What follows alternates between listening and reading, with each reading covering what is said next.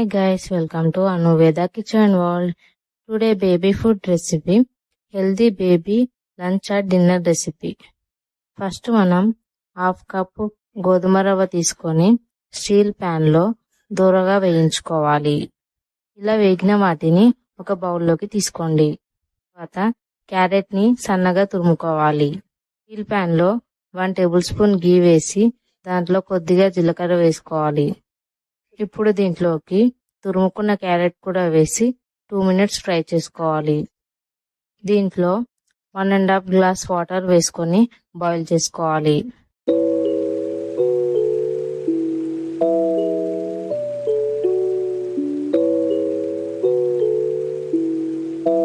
కొద్దిగా సాల్ట్ వేసి మిక్స్ చేసుకోవాలి.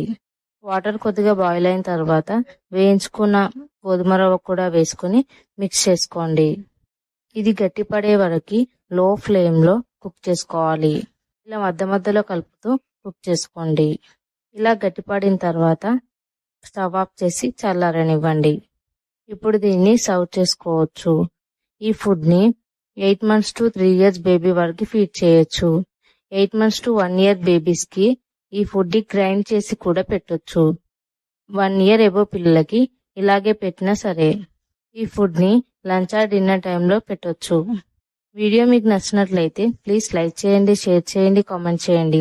మరిన్ని వీడియోస్ కోసం నా ఛానల్ని సబ్స్క్రైబ్ చేసుకోండి.